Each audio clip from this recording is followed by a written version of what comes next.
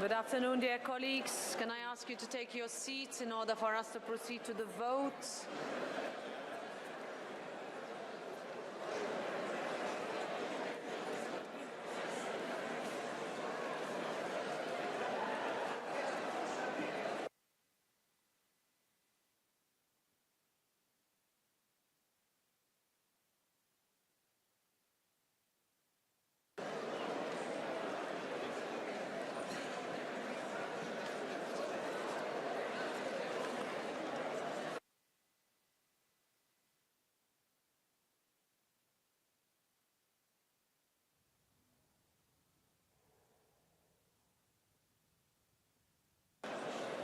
Good afternoon. We will now Отже, start зараз ми with the розпочинаємо votes. голосування.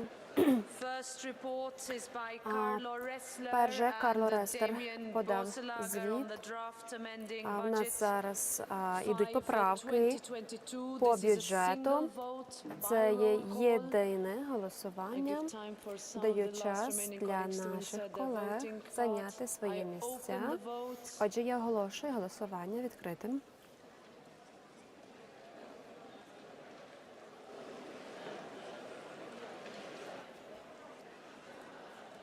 I close the vote. Я закриваю голосування. And it is adopted. Отже, ми бачимо, що Congratulations, Mr. що Ressler, Mr. прийнято. Bosselager. Вітаю колег, пане Реслере, ваше We now go we move to the питання report прийнято. by Зараз ми Nikolai переходимо Stefanuca до and Nicholas Herbst Ніколая on the 2023 Стефануца та budgetary Ніколас procedure, the joint Гербс text. за It is a single об'єднані vote by roll call. I податки. open the vote. Одинарне голосування. Відкриваю голосування.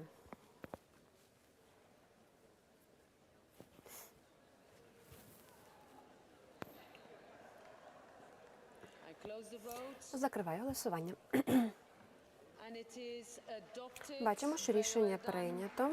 Mr. Stefanuca, Чудова Mr. робота, Herbst. I пане understand Стефануца, that пане Minister Гербст. Nicholas Beck, would Я like to розумію, say a що few пан words. Ніколас Бек хоче сказати декілька слів.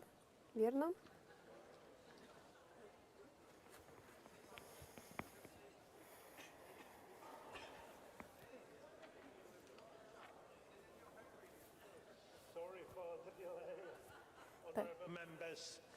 Перепрошую за затримку. Так, у нас була певна дискусія, і справді я хочу привітати власне рішення, затвердження рішення щодо затвердження бюджету Європейського Союзу на 23 рік. Ми надіємося, що рішення, які були прийняті на спільній раді 14 листопада щодо поправок, які були подані від Ніколая Штефануца та пана Гербста, які брали участь у процедурах бюджетного прийняття. Дякую за вашу конструктивну роботу. Отже, спільний текст, який прийнято було рішенням комітету 14 листопада, зараз прийнято комітетом та радою. Зокрема, йдеться про бюджет на 23 рік, на фінансовий рік наступний. Так, всі поправки прийнято, і зараз ми підписуємо бюджет. Це щорічна процедура.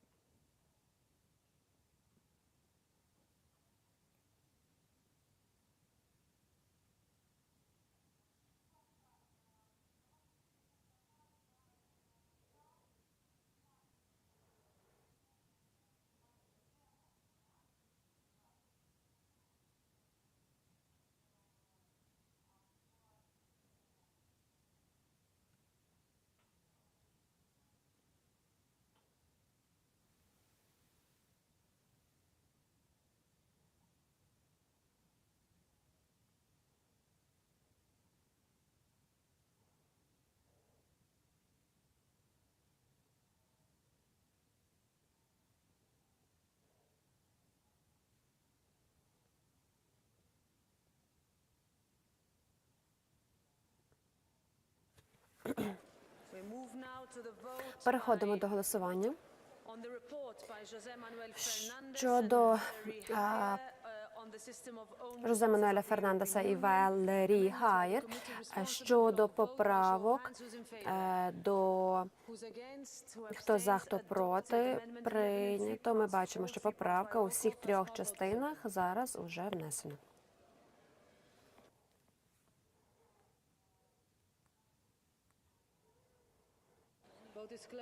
Завершено голосування. І бачимо, що другу частину не підтверджено. Ще раз ставлю на голосування.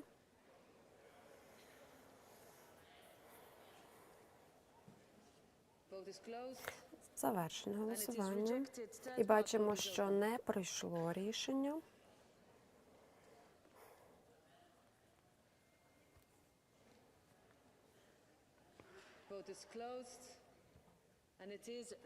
Завершене голосування і бачимо, що не проходить рішення. Наступна поправка. Голосування відкрите. Голосування закрите. Знову ж таки, третя поправка не проходить. Так, ми бачимо, що стаття 1.1 оригінального тексту. Хто за, хто утримався, ми приймаємо.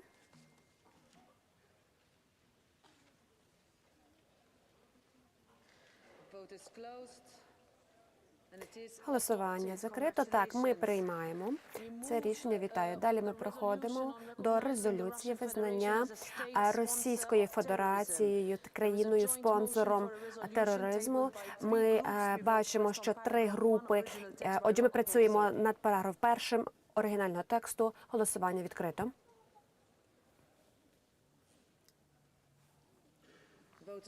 Завершено голосування.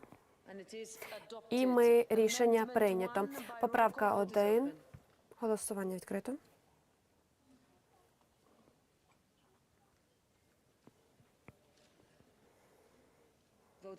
Голосування закрито.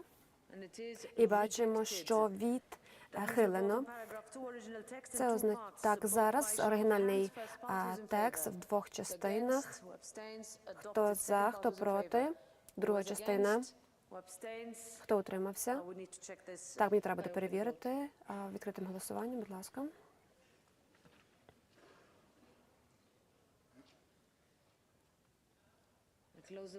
Закриваю голосування. Прийнято. Поправка 4. Хто за? Хто проти? Хто утримується? Відхилено. Поправка 2. Будь ласка, голосування відкрито.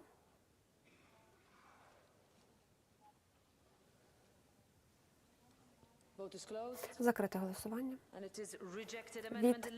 Відхилено. Наступна поправка. Прийнято. Поправка 3. Відкриваю голосування.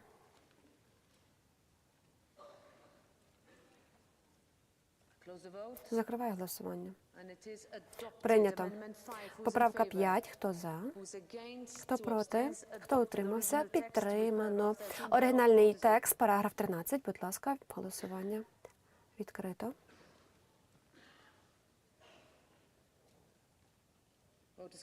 Закрите голосування. Прийнято. 6 поправка. Хто за, хто проти, хто утримався? Прийнято. Поправка 7. Хто за, хто проти? Прийнято. Поправка 8. Голосування відкрито. Закрите голосування. Відхилено. Поправка 9. Відкрите голосування.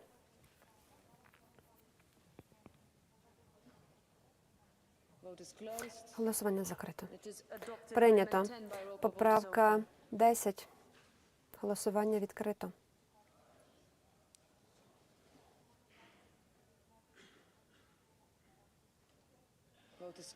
Голосування закрито. Прийнято. Отже, оригінальний текст у 2 частинах. Відкриваю. Голосування. Закрите голосування. Прийнято. Друга частина. Голосуємо. Голосування закрито. Прийнято. З оригінальної частини наступний параграф. Під літерою П. Голосування закрито. Прийнято. Ми зараз голосуємо за резолюцію в цілому. Будь ласка, голосуємо.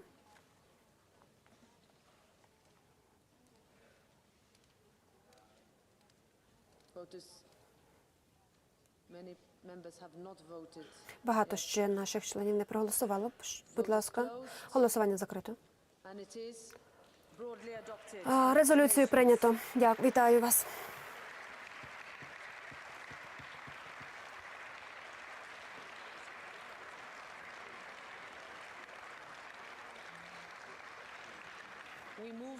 Переходимо зараз. Тоніно Піцура, його пропозиції щодо нових стратегій ЄС. Поправка 17. Будь ласка, голосування відкрито.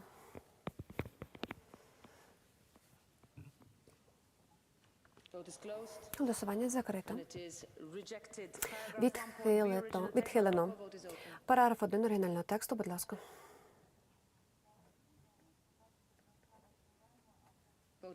Голосування закрито. Прийнято. Поправка 6. Будь ласка, хто за, хто проти? Відхилено. Поправка 7. Хто за, хто проти? Відхилено. Хто за, хто проти, хто утримався? Поправка 18, будь ласка.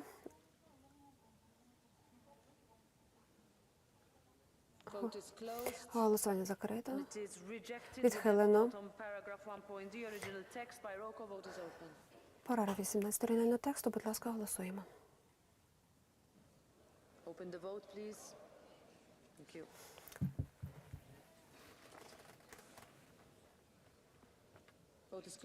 Голосування закрито. Прийнято. Параграф 1, J, в двох частинах. Перша частина, будь ласка, голосуємо.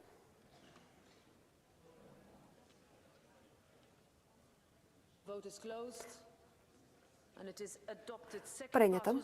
Друга частина. Хто за? Хто проти? Хто утримався? Прийнято. Параграф 1, О, оригінальний текст в двох частинах. Хто за? Рішення прийнято. Друга частина. Будь ласка, голосуємо.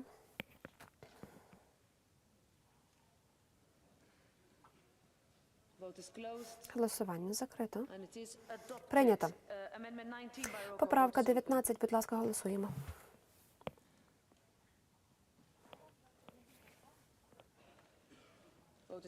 Голосування закрито. Відхилено. Поправка 1. Будь ласка, руками голосуємо. Хто за, хто проти, хто утримався? Поправку прийнято. Поправка 14. Будь ласка, руками голосуємо. Поправка 1. Відкриваю голосування. Перевіримо.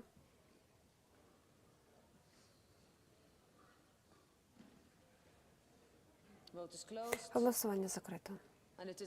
Прийнято. Поправка 14. Будь ласка, хто за? Хто проти? Хто утримався? Відхилено. Поправка 15. Хто за? Хто проти? Хто утримався? Прийнято. Поправка 2. Хто за? Хто проти? Прийнято. Параграф 1. A, F. Оригінальний текст у двох частинах. Хто за? Хто проти? Прийнято. Поправка. Поправка 3. Хто за? Хто проти? Хто утримався? Прийнято. Поправка 9. Хто за? Хто проти? Хто утримався? Відхилено. Поправку. 11 поправка. Хто за? Хто проти? Утрималися? Відхилено. Поправка 4. Хто за, хто проти? Утрималися? Прийнято. 16 поправка. За, проти? Утрималися? Прийнято поправку. Хто за 5 поправку? Відхилено. Отже, наступний параграф в 3 частинах. Перша частина прийнято, друга частина голосуємо.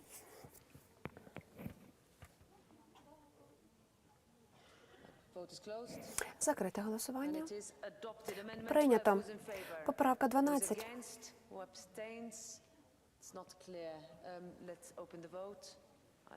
А поки зараз буде відбуватися перевірка, ми завершуємо нашу трансляцію і вітаємо всіх з прийнятою резолюцією про те, що Російська Федерація є визнаною Європарламентом країною-спонсором тероризму. Дякую.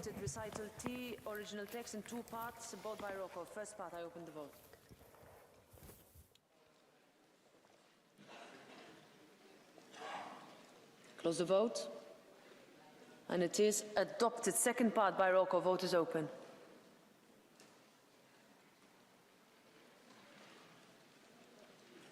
Vote is closed. And it is adopted. We vote on the resolution as a whole by roll call. The vote is open.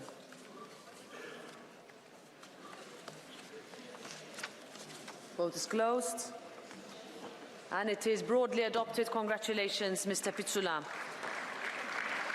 We now move to the report by Giuliano Pisapia on the situation in Libya. Amendment 9. Who's in favour?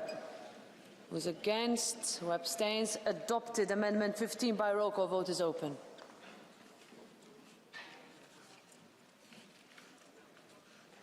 Vote is closed. And it is rejected. Amendment 22. Who's in favour? Who's against? Who abstains? Rejected. Paragraph 1.p, original text in 2 parts. First part, who's in favour? Who's against? Who abstains? Adopted. Second part by roll call. Vote is open.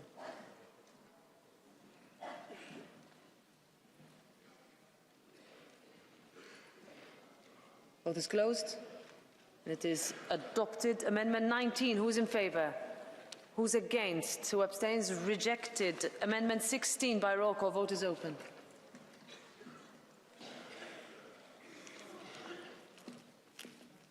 Vote is closed.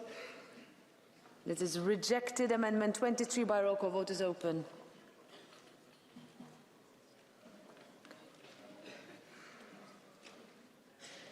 Vote is closed.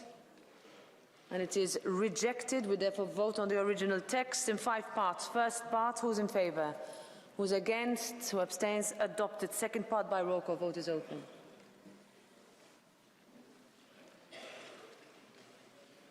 Vote is closed.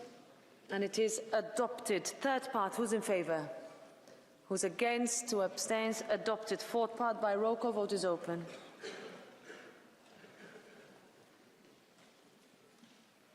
Vote is closed. And it is adopted. Fifth part by roll call. Vote is open.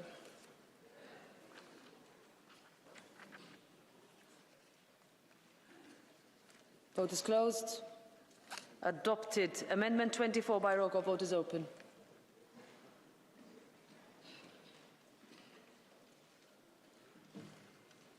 Vote is closed. And it's rejected. Amendment 17 by roll call. Vote is open.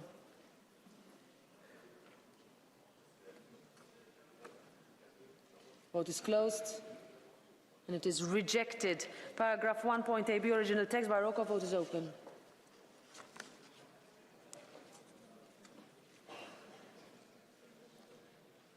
Vote is closed. It is adopted. Paragraph 1.ac, original text by roll call. Vote is open.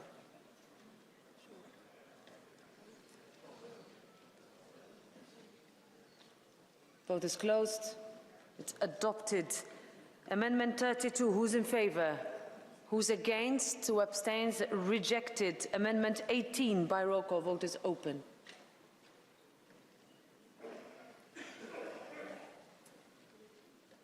Vote is closed. It is rejected. Amendment 25 by roll call. Vote is open.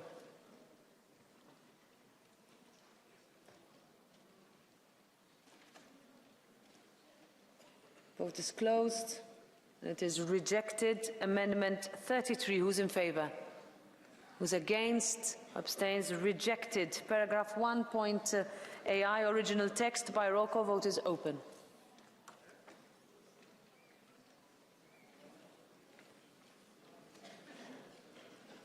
Vote is closed. And it is adopted. Amendment 26, by roll call. Vote is open.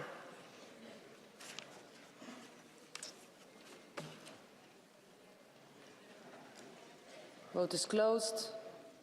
And it is rejected. Amendment 27, by roll call. Vote is open.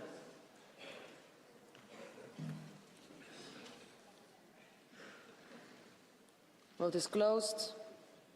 Is rejected. Paragraph 1, original text, by roll call. Vote is open.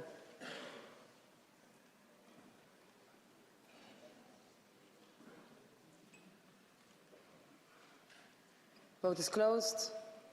Adopted. Amendment 34, who's in favor? Who's against? Who abstains? Rejected. Amendment 28 by roll call. Vote is open.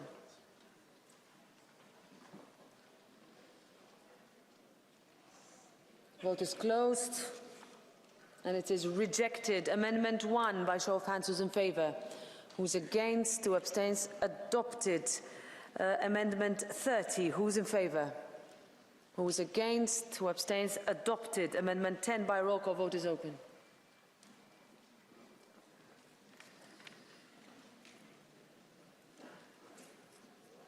Vote is closed. And it is rejected. Amendment 11 by roll call. Vote is open.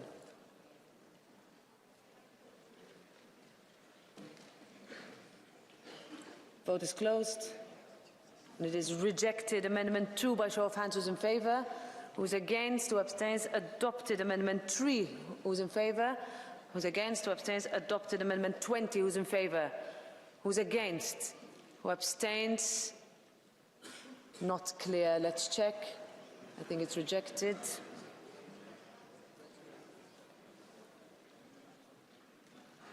Vote is closed. And it is rejected. Amendment 4. Who's in favor? Who's against? Who abstains? Adopted. Amendment 5. Who's in favor? Who's against? Who abstains? Adopted. Amendment 6. Who's in favor? Who is against? Who abstains? Adopted. Amendment 7. Who's in favor? Who's against? Who abstains? Adopted. Amendment 12 by roll call. Vote is open.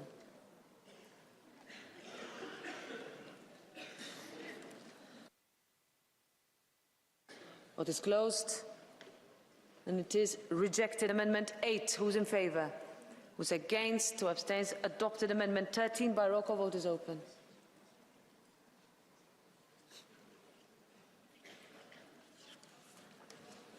Vote is closed. Rejected. Amendment 14 by roll call. Vote is open.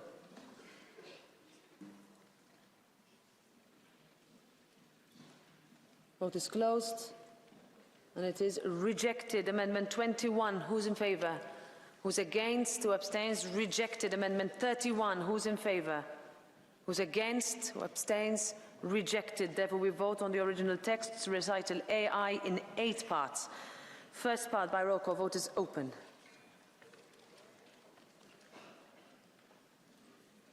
Vote is closed. Adopted. Second part by roll call. Vote is open.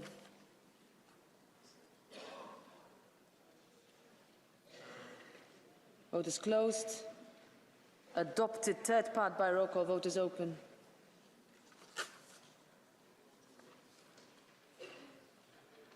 Vote is closed. Adopted. Fourth part by roll call. Vote is open.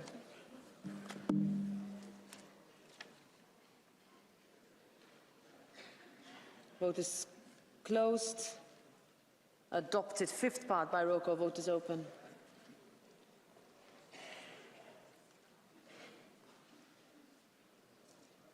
Vote is closed.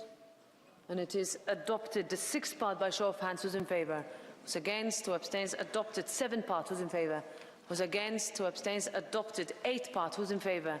Who's against? Who abstains? Adopted. We vote on the resolution as a whole by roll call. Vote is open.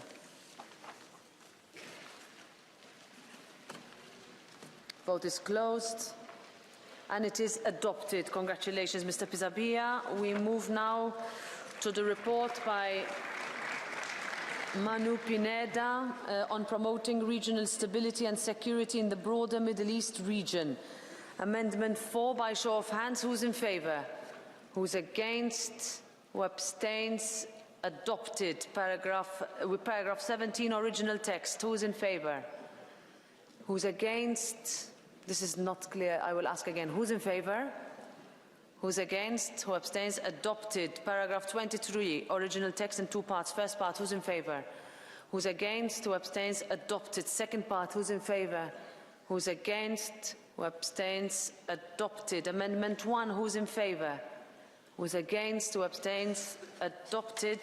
Recital E, original text in two parts. First part, who's in favor? Who's against? Abstains? Adopted. Second part, who's in favor? Who's against? This is not clear. I open the vote.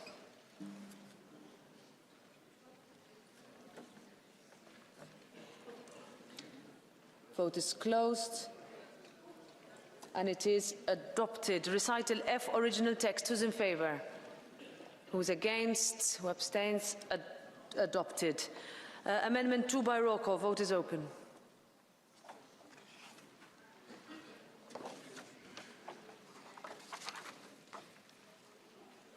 Vote is closed, and it is adopted. Amendment 3 by show of hands. Who's in favor? Who's against? Who abstains? Adopted. We vote on the resolution as a whole by roll call. Vote is open.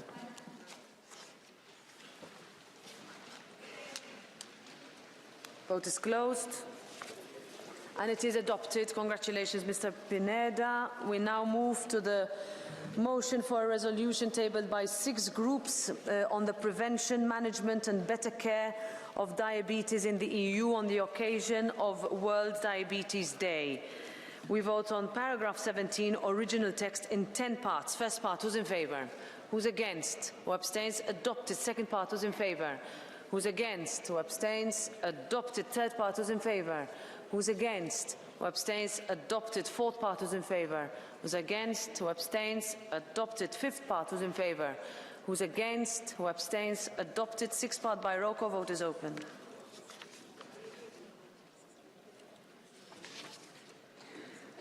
Vote is closed, and it is adopted. Seventh part by roll call. Vote is open.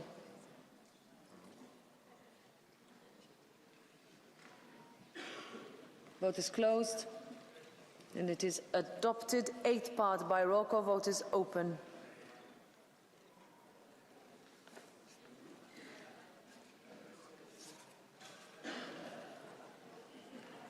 Vote is closed, and it is adopted. Ninth part, who's in favor?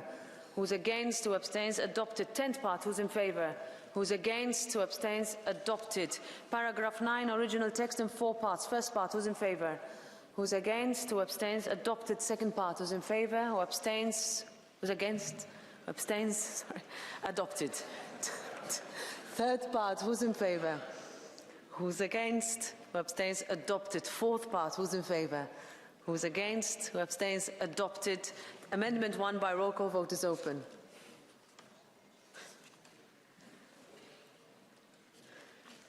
Vote is closed, and it is rejected. Amendment 2 by roll call. Vote is open.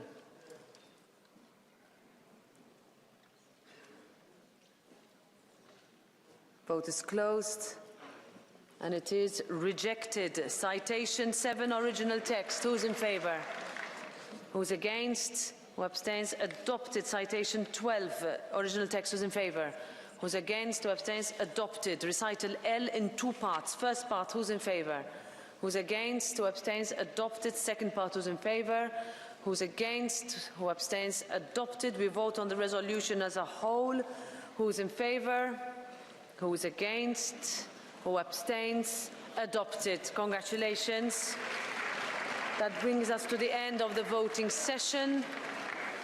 We now move directly to the debate, so I would like to remind members who are on the speakers list to stay in the chamber, and others to please make their way out of the chamber quietly so we can start the debate.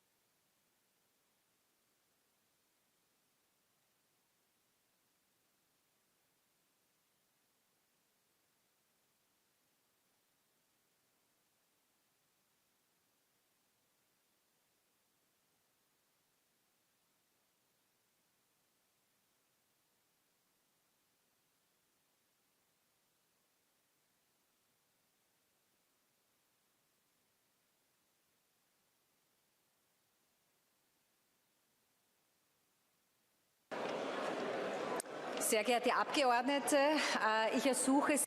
Members,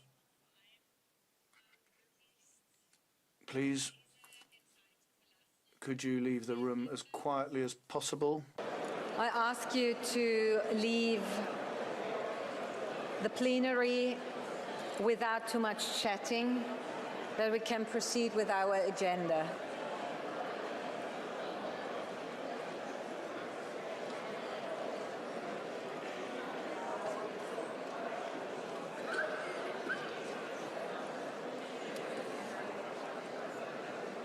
Das Protokoll der gestrigen Sitzung und die minutes of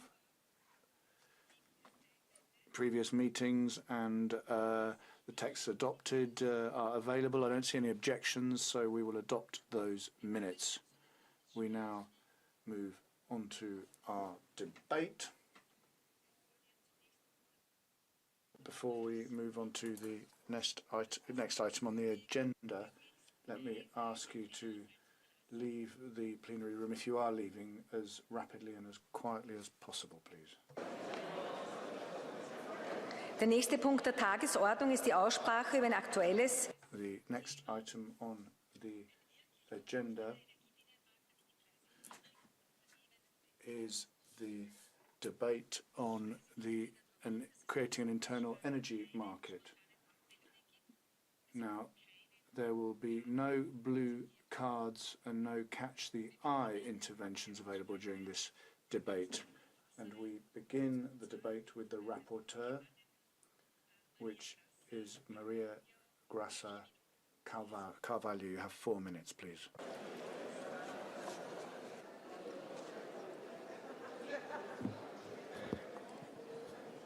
Dear President, dear Commissioner, dear colleagues, we are discussing here the status of the energy and how the solutions for the energy crisis. For the EPP, a strong internal energy market is one of the solutions. We need to complete our interconnections inside the EU and the links between the EU and the neighbor countries. We really need to look at the interconnections, gas and electricity, that connects Iberian Peninsula and France, but also in the South and Eastern European. We need the floating storage regasification unit involving Finland, Estonia and Latvia. We need a second LNG terminal in Poland. Gas infrastructure reinforcement to increase export capacity from Belgium to Germany. Additional LNG terminals in Germany. Expansion of the capacity of an LNG terminal combined with the Croatian transmission grid towards Slovenia and Hungary. So, expansion of interconnector Greece and Bulgaria. As you can see, is also a question of investment. We really need to make sure that we are the proper continent to invest and to invest in energy. Our crisis is also a crisis of energy supply. And we solve that giving better conditions for investment, both of the private sector and also the public sector.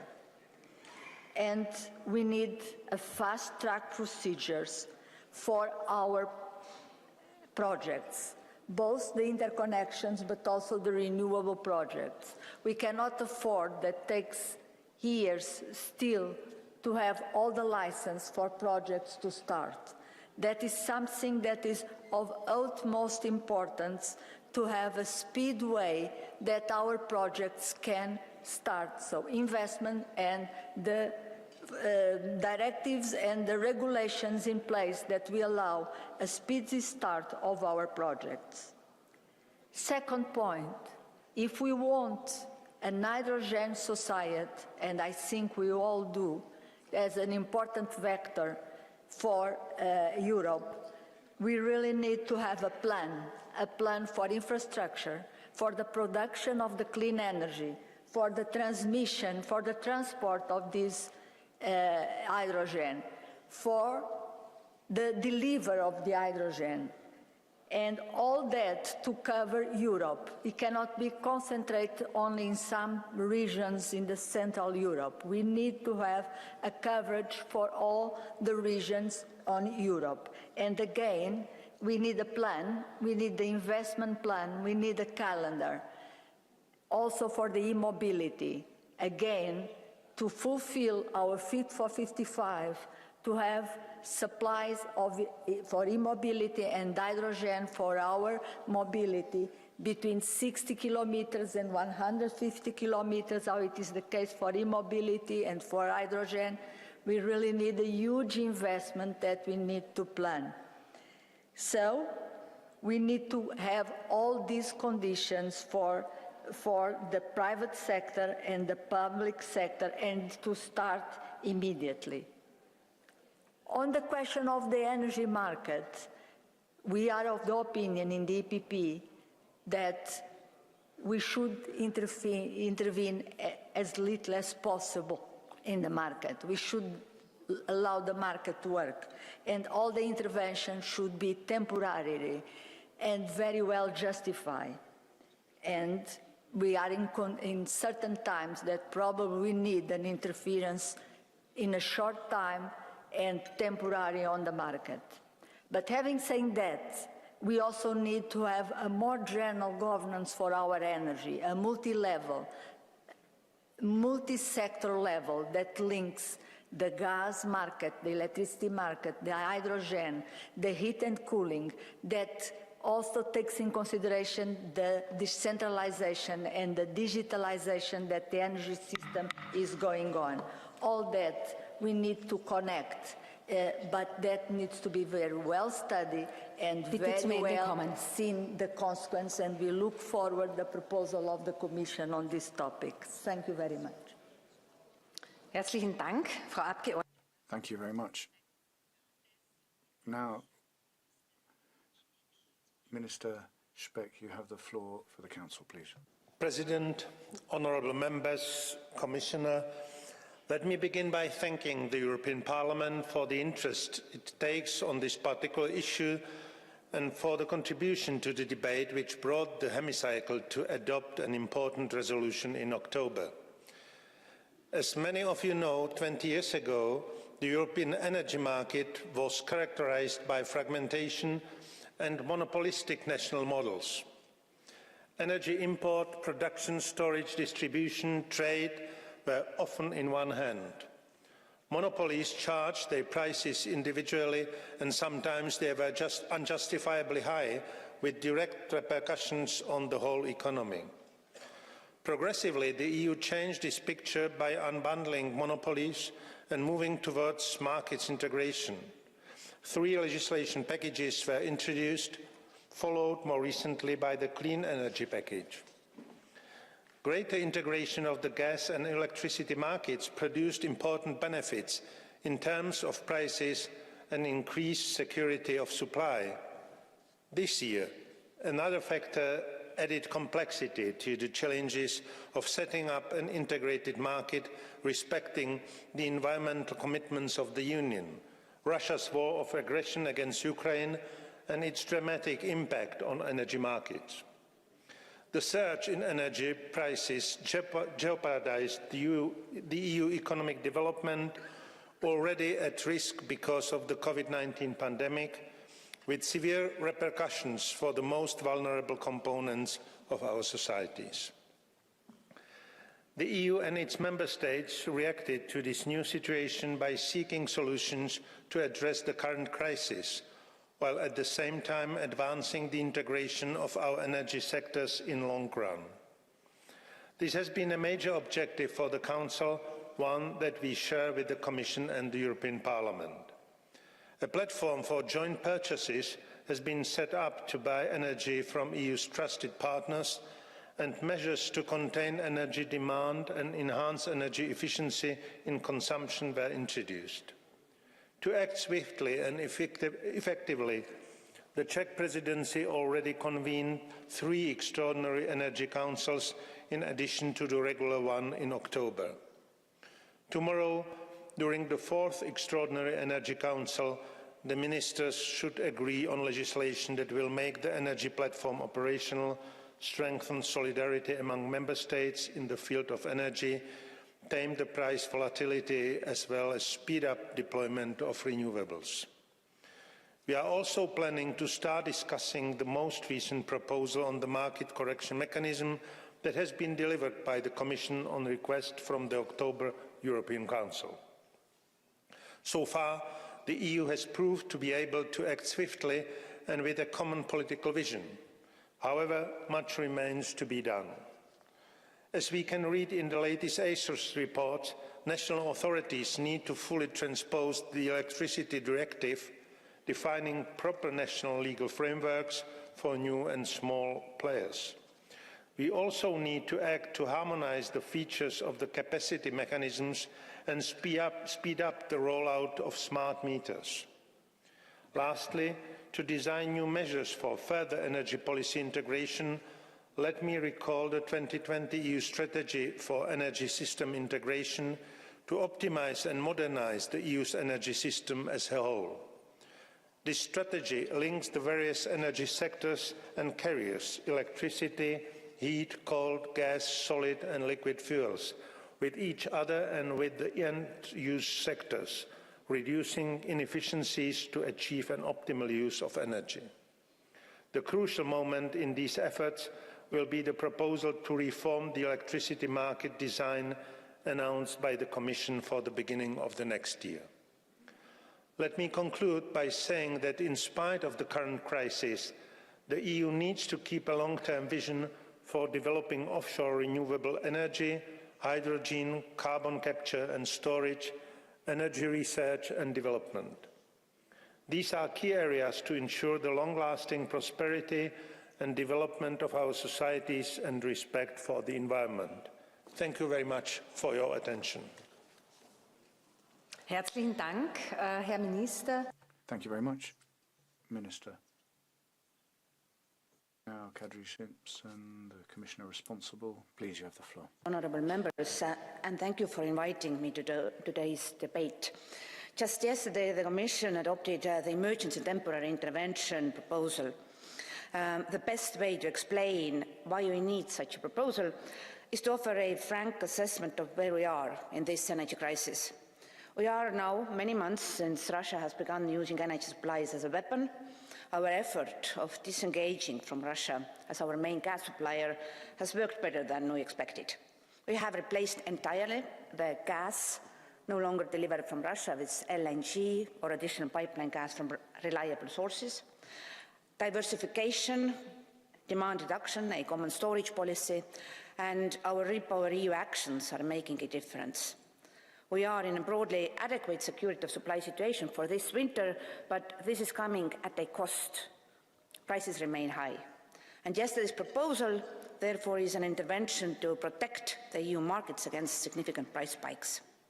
Several member states in the Energy Council called us to present a legal proposal on a price correction mechanism as swiftly as possible. And yesterday, the proposal came to life. We turned the elements we set out in the Article 23 in the October proposal into a self-standing legal initiative. The proposed market correction mechanism combines static and dynamic elements. We set a maximum upper ceiling to the value of the month-ahead TTF that we propose to set at €275, and we set a minimum divergence of the TTF prices from the LNG prices in Europe at €58, and both thresholds need to be met for a certain period of time.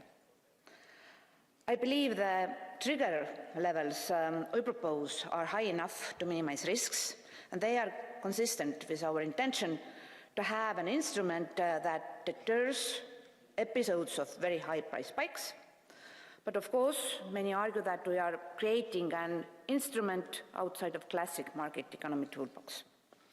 We have always recognized the risks this entails and their importance, and that's why in the proposal we follow closely all the safeguards that we have listed in our October proposal and are repeated in the European Council conclusions.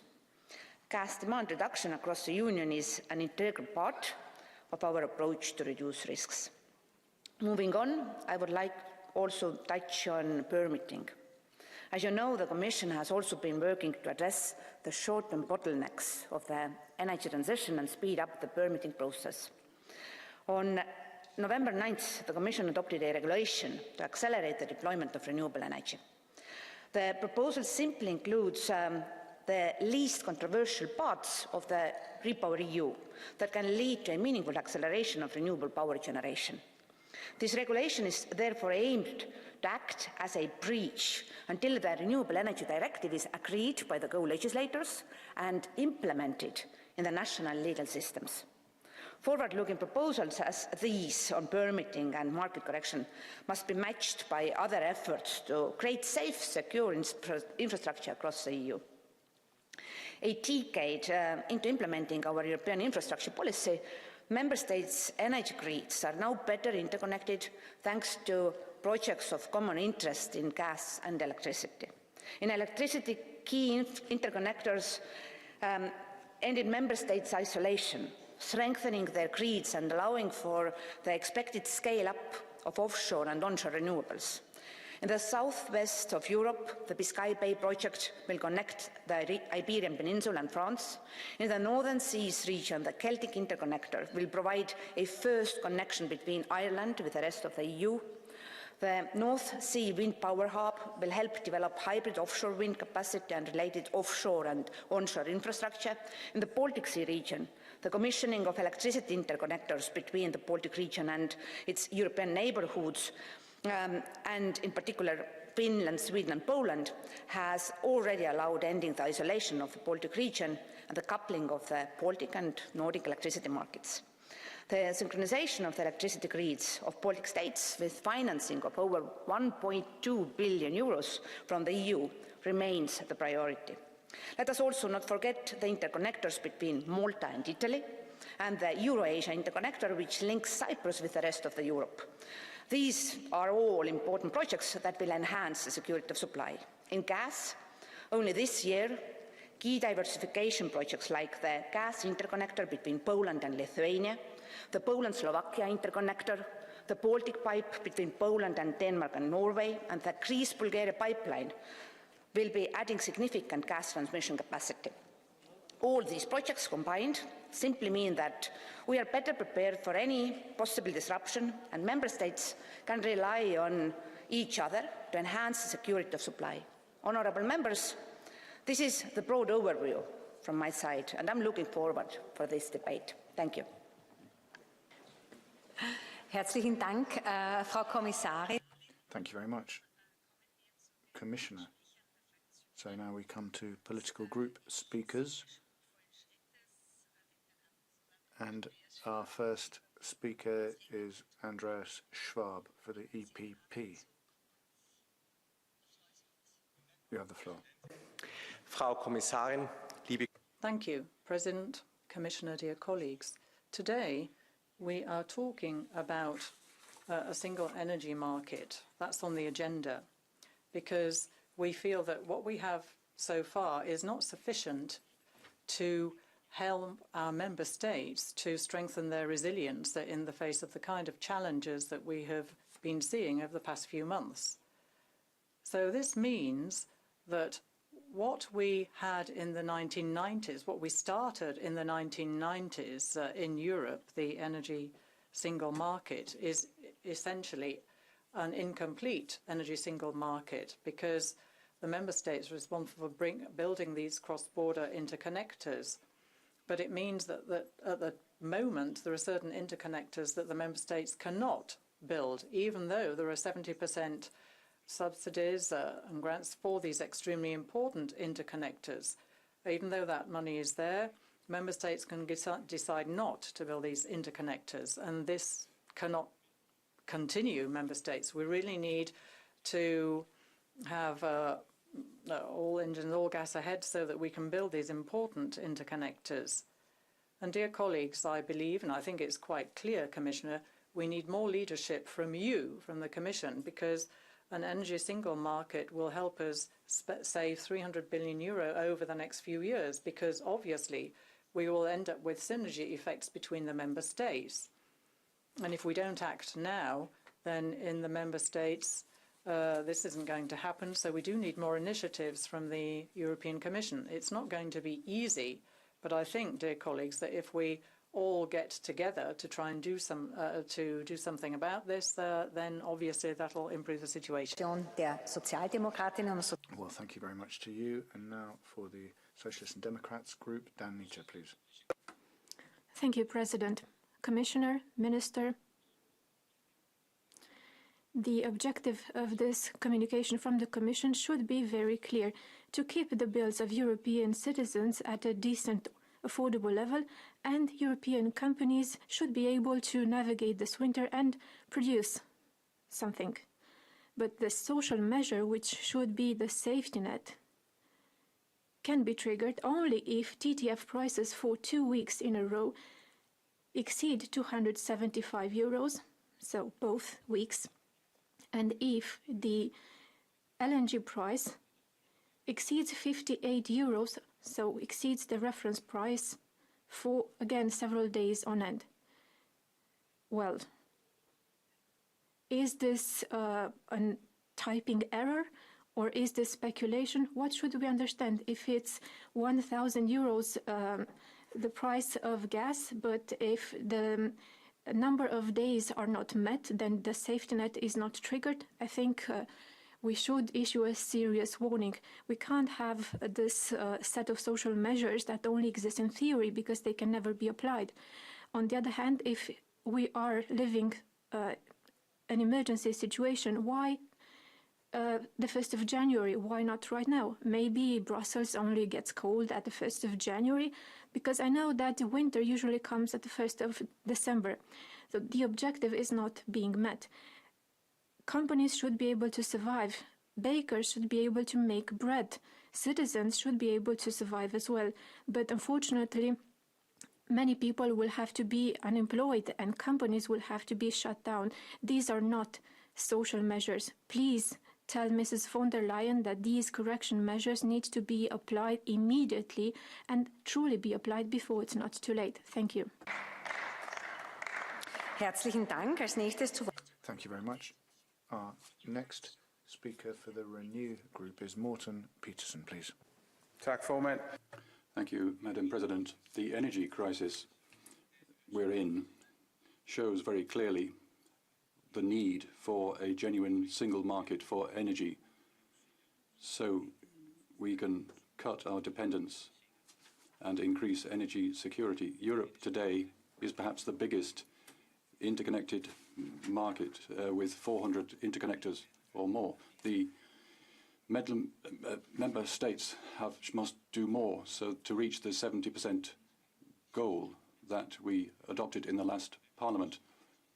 We adopted the electricity market regulation in the last Parliament. Well, the ambition was that 70% of the existing capacity should be able to use to exchange energy across borders. And there's a long way to go before we are where we should be. I'd like to point out that ESA, the energy, which we also decided to support in the last Parliament, should have the muscles to deal with that. And their report shows very clearly that the member states are reticent when it comes to opening the borders and exchanging electricity. That's bad. It's not a good thing. They should have the better implementation of the existing rules on top of the obvious need to have large investments in interconnectors. We can only do this together. We must increase cooperation across borders so that we get a single market. We must have more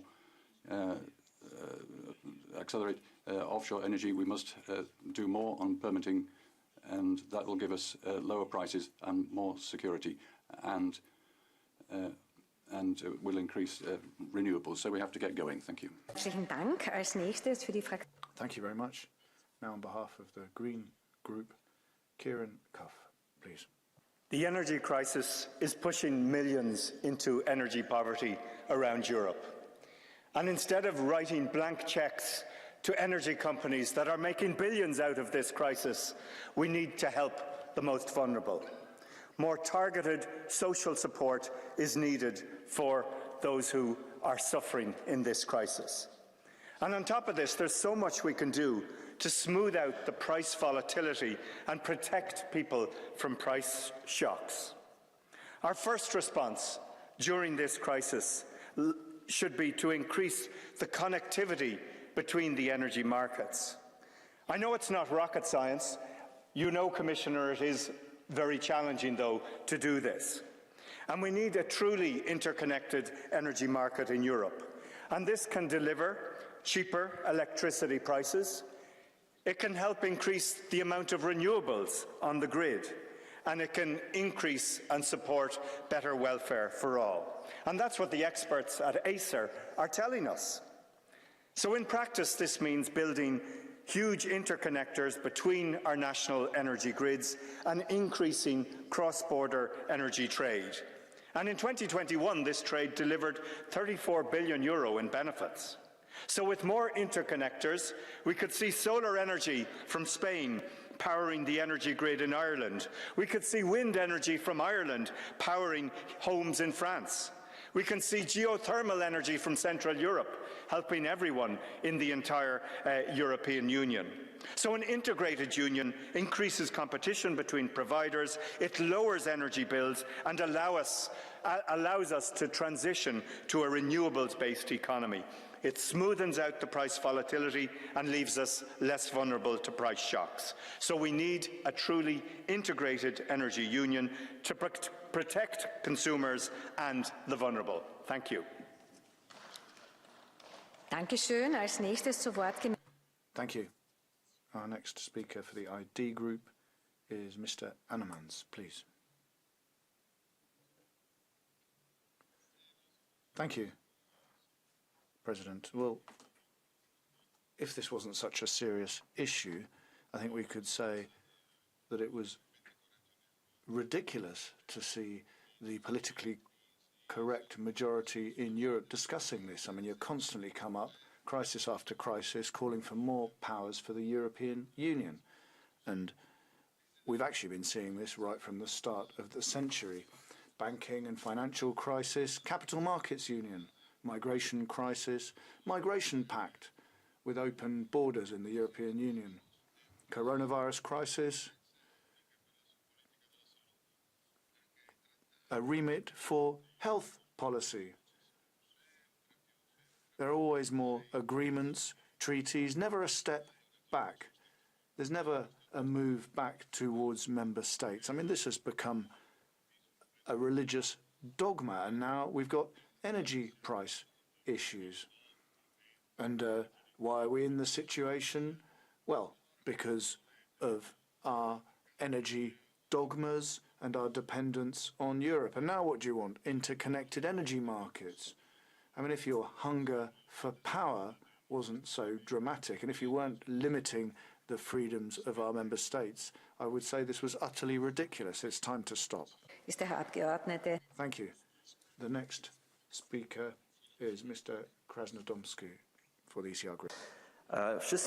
Thank you. I think all of us would agree that interconnecting our energy markets will guarantee greater security of supply, lower prices, lower emissions.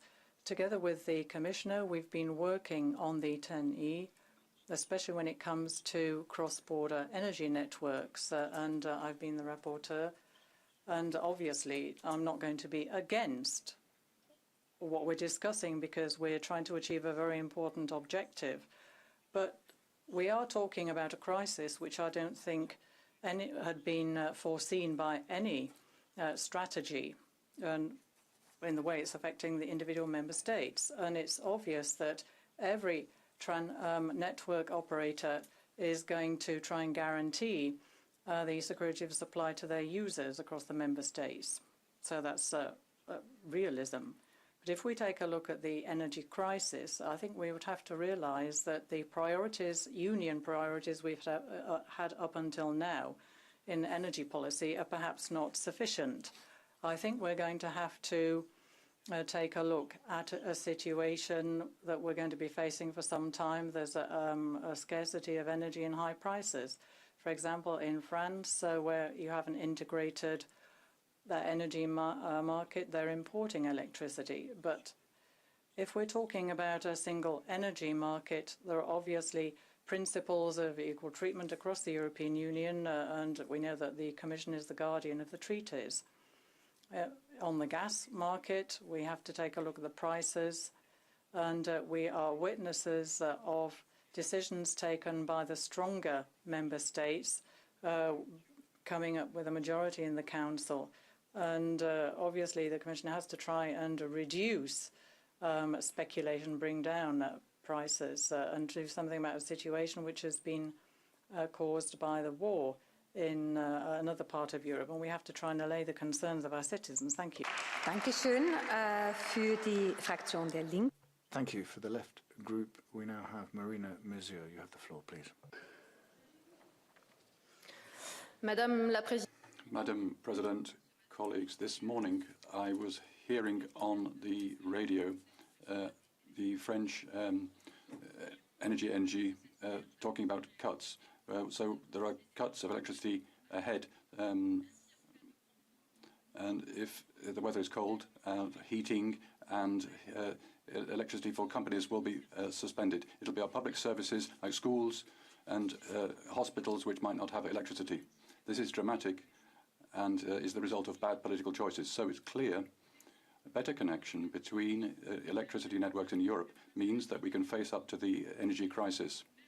It's the principle of European solidarity here which we need. But we need to have the capacity to feed into these networks, because the liberalization of the energy sector has held up necessary investments in production capacity for electricity. So it's urgent to get out of the European energy market and to find the control of our production and distribution of energy so that we can protect households, local authorities and European companies from scarcity and higher prices. Madam President, only coming out of this market means that we can have proper long-term planning in the energy sector so that we can have security of supply, proper tariffs and full energy sovereignty. Thank you. Und nun ist der Herr Abgeordnete. Thank you. The floor now goes to Viktor Uspakic, please. Gerbiama pirmininkaujanti, gerbiami kolegos. President, colleagues. Well, prior to the extraordinary European Council meeting, I'd like to draw your attention to the fact that we are running late on this one. We've just celebrated the 70th anniversary of the EU, and the subject that we're dealing with now is not a new one. In 2020, I proposed a resolution dealing with this field at the national level, and I was calling for us to create a common European energy system, regardless of the source of the energy, because this would guarantee energy resilience, security and independence.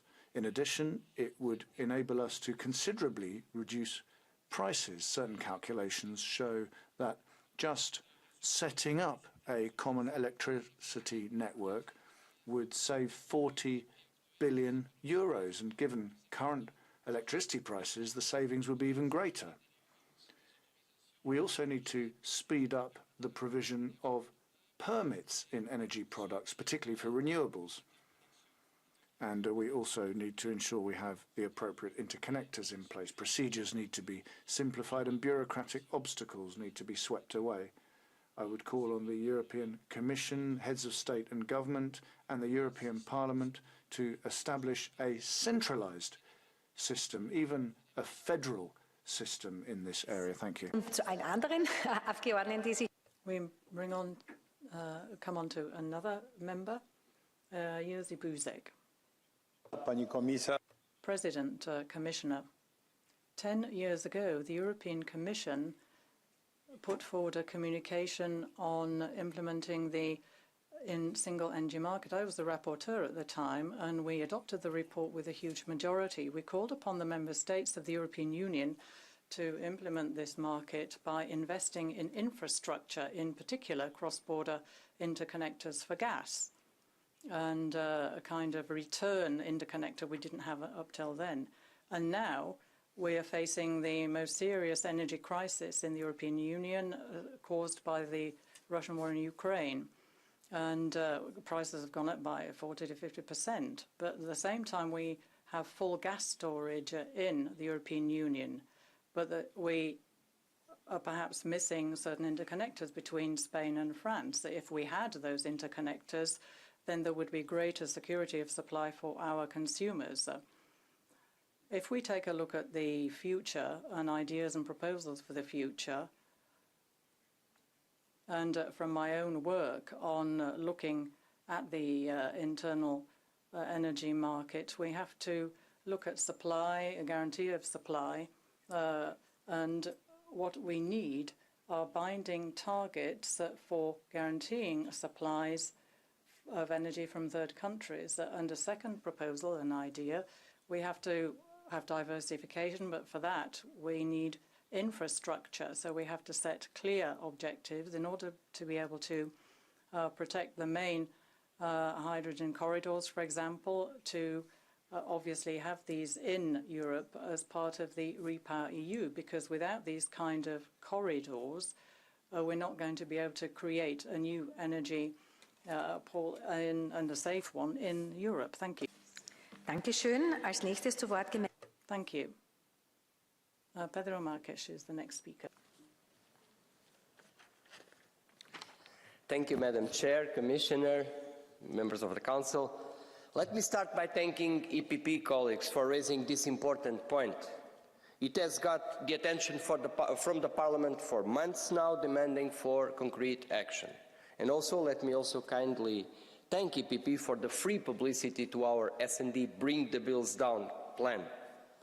By the way, since we are talking about it, you could even consult www.bringthebillsdown.eu, which is the website of our campaign with our proposals. I would say, Commissioner, friendly, it could even inspire you, I hope. And Commissioner, I say so because we are waiting for concrete action for too long. Concrete results are not to be seen yet. Finally, the Commission proposed a long-awaited price cap. We recognize it is a step in the right direction for the sheer fact that we have a proposal. But we need it to be fine-tuned, and I would say quite a bit. Experts are telling us that the chances for this price cap proposal to be triggered anytime are almost the same of a tree being hit by a lightning bolt in the middle of the ocean. And the speculation on the TTF market is not even addressed, Commissioner. And the decoupling of gas and electricity prices is also not to be found yet. In the Iberian Peninsula, as you well know, it is already saving around 15% on electricity prices to consumers. What are we waiting for in the rest of Europe? Commissioner, being this a debate on keeping the bills down, I would say that the Commission is still missing a central piece of action. We need direct support to the families most affected by the energy poverty. S&D leader will present a long-awaited plan before the next Council, a proposal for a fund of 100 billion euros to support the European families through the winter, a true winter solidarity package. We can do it with the resources we have and the proceedings of a strong windfall profit tax. We can do it. It's just fair that we do it. Thank you. Thank you very much. Really, I ask you to be disciplined with the time. And of course, it's always something which is not very nice when I say it to the next speaker after a long speech of the previous one. But I don't want us to end up at midnight because there are some other debates following. So I kindly ask our next speaker, Christophe Krudler, to give his speech, please.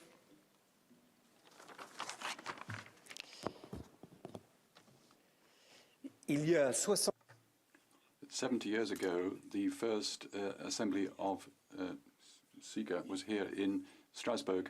There was a common desire for peace to bring together our strengths in coal and steel. Without energy and without industry, a democratic society, a modern society, can't prosper.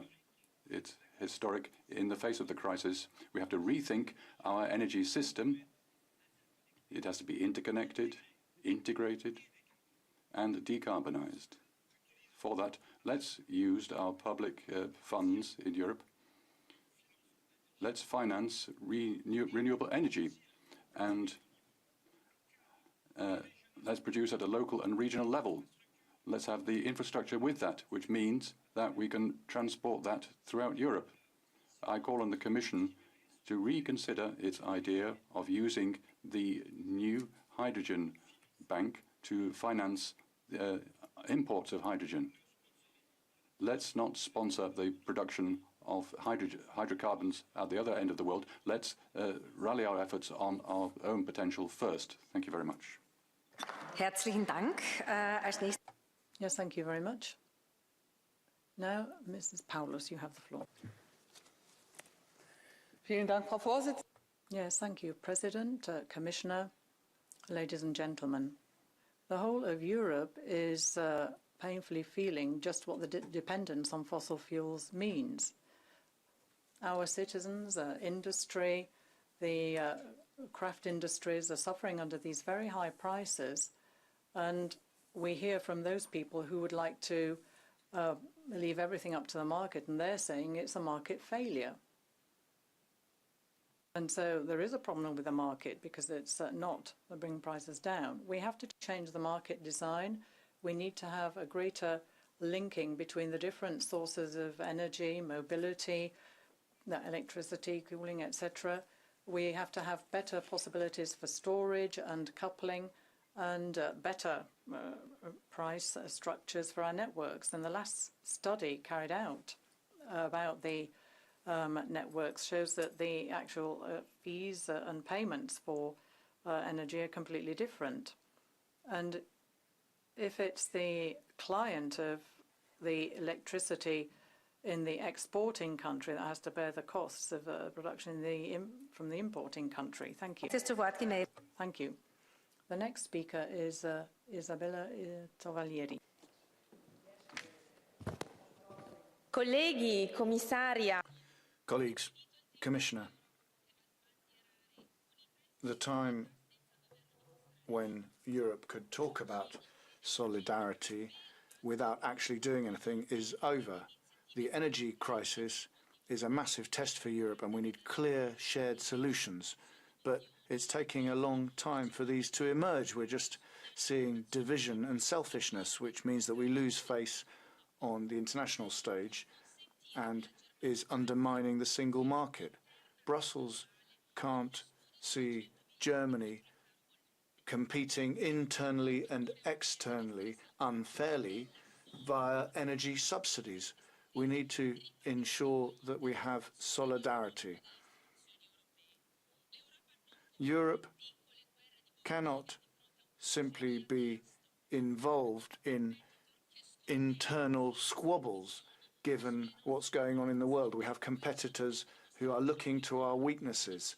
We need to show ourselves stronger and greater so that we can show the world that Europe is up to current challenges. Thank you. The next speaker is Alexander Vondra. Dámy a pánové, ano, zaznělo tu mnoho dobrého. Ladies and gentlemen, a lot of good things have been said. The Czech presidency is working flat out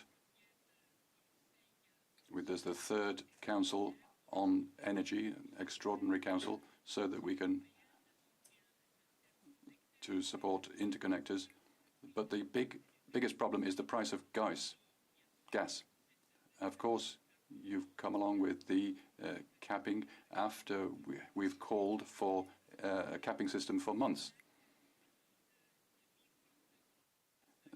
But it's much higher than 5 years ago and much higher than the current price in the US. So long-term gas contracts will be the solution, but some don't want that. Some states don't want to have a low price with Qatar and the US, etc., and not with Russia. Investors would have certainty. China had the idea of having a long-term contract with Qatar. Why don't we do the same thing? If we don't act, all the companies will migrate, and that's not what we want. Thank you. Now, Sabrina Pignedoli. Buon pomeriggio a tutti. Good afternoon. In September, average prices of American gas sold in Europe was $57.8. In the US, it was just $8. European businesses are paying for energy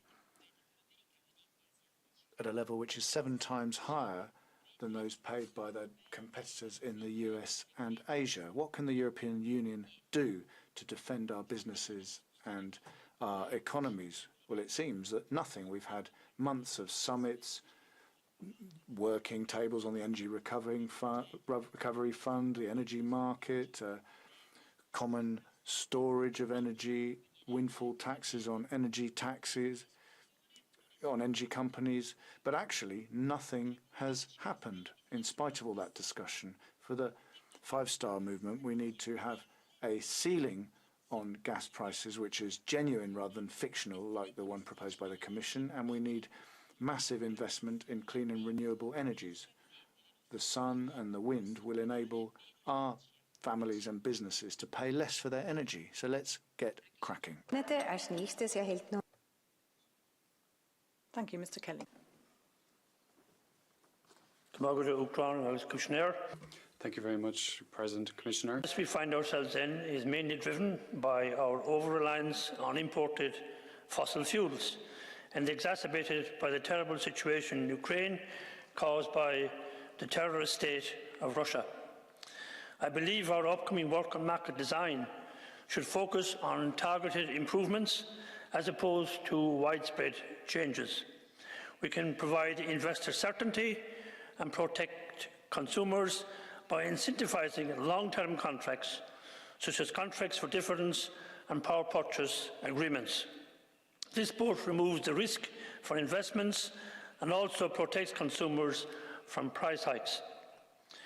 We should ensure that markets incentivize the development and rollout of energy storage technologies and green hydrogen to provide the backup to the system currently provided by fossil fuels. Targeted measures to support the growing number of vulnerable consumers is absolutely vital, and these will grow in number in next winter, because next winter is probably going to be much worse than this winter. In the meantime, I welcome what Commissioner Simpson reference to the development of interconnectors. I welcome the construction of the Celtic interconnector between Ireland and France. Interconnectors like these across the EU will shield us from crises in the future and make renewable energy more reliable and cheaper for consumers. In the meantime, we must act now to help those vulnerable consumers. Thank you. The next speaker is Elisabetta Gualmini. Thank you, President. Commissioner. Well, we're seeing inflation and high energy costs, and these are dramatic. And I think the Commission is fooling around, trying to propose a ceiling for gas prices at a level that has never been seen even at the worst possible time. We gave Europe hope with Next Generation EU, and now we're losing hope with these illusory and pointless measures. We want a more powerful Repower EU. Now look at member state governments as well. Look at the new government in Italy. They haven't done anything for people's bills. They've just cut and pasted the Draghi government's measures, and they're trying to produce a war among the poor by abolishing the citizenship income. It seems that those who don't work shouldn't be allowed to eat, and no one cares. The government is looking to reduce taxes for those who are best off. They're spending a lot of money on pensions and nothing on our young people. They seem to be strong on the weak, tough on the weak, and weak on the strong. Thank you. Thank you, Nicola Danti. Grazie, Presidente. Thank you, President. Commissioner Simpson. We've been asking for months, and yesterday, finally, the Commission proposed a corrective mechanism for the gas market. But the massive efforts that European member states were called to make as Mario Draghi said several times, don't seem to have achieved anything. I mean, we knew that the proposal was going to take a while to emerge, but we didn't know that it was going to be as watered down as it was. I mean, it's almost useful. If it is adopted, it would only apply in conditions which are much worse than those we've seen over recent months, and that's not something we want to see happen. We now look forward to tomorrow's discussions among energy ministers, and we hope that the proposals are going to be changed substantially so that they genuinely deter speculative behaviour. When Europe is timid, we need to say so, and in this case, Europe is member states, and I think member states and the Commission are being too timid on this. Thank you. Und nun erhält Jean. Thank you. Jean-Line Lacapelle.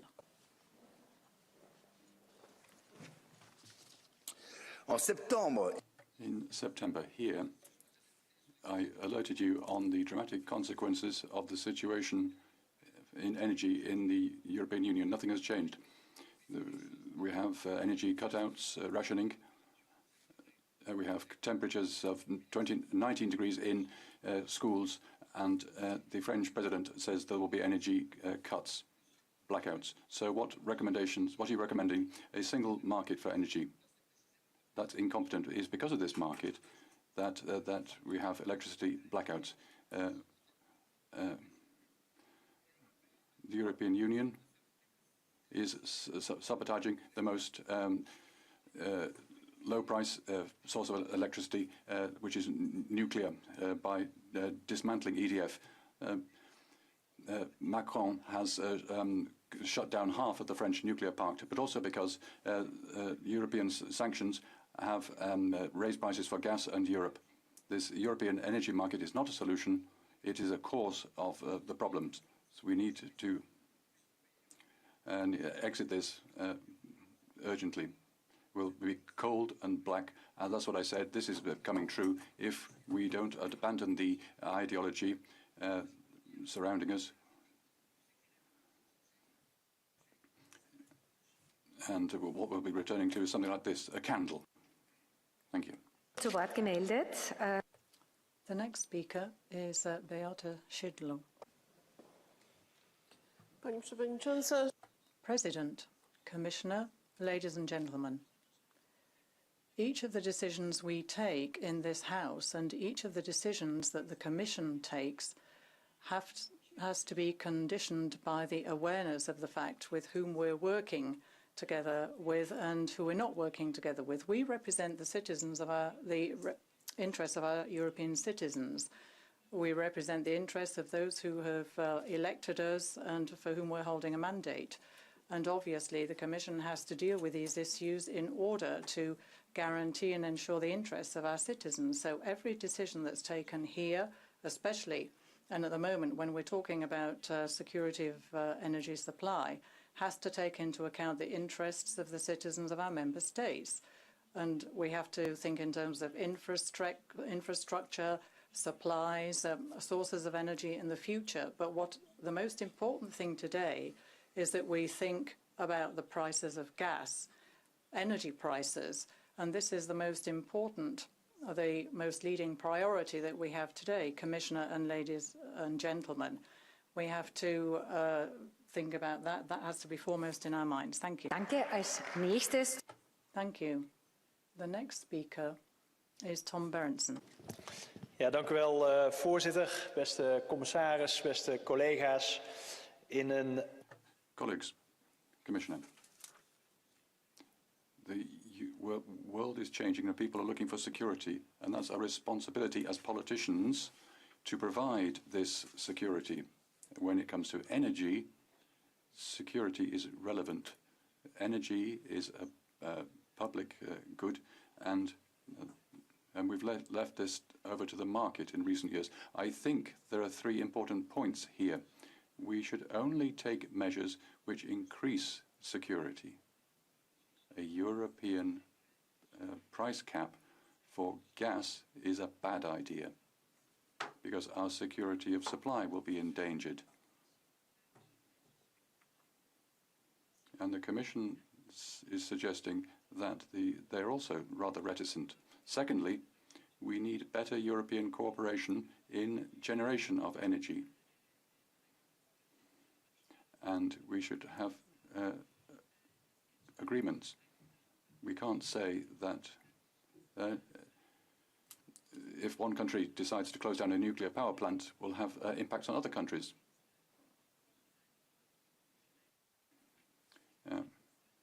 All the countries have their responsibility in a common policy. We must make sure that we don't create dependencies. Russia has used energy as a weapon against us. We must make sure that this weapon of dependence is never handed over to another country. Thank you. Mr. Jens Geier, please. Vielen Dank, Frau Präsidentin. Thank you, President, Commissioner, Mr. Beck. Colleagues, well, since Russia has started using energy as a weapon, there is a new question. How does energy supply for work with gas for the coming years until we have enough renewable energy available? In the short term, we will need more gas infrastructure. But we need to move on now. Commissioner Simpson, you mentioned a whole series of new interconnectors, and you also added that member states shouldn't be sealing off their energy markets, as it were. I mean, that's a good thing, and it's about time. But, colleagues, the task is greater than simply protecting your own markets. Member states should be able to supply each other and support each other when energy supplies are limited. But this gas infrastructure that's currently being invested in has to also be able to transport hydrogen, otherwise it's going to be obsolete in a few years. So I think resources should only be provided to member states if the new infrastructure can also carry hydrogen. Thank you. Claudia Camon, das Wort zu erteilen. Bitte. Mrs. Camon. Dear Commissioner. Thank you, Madam.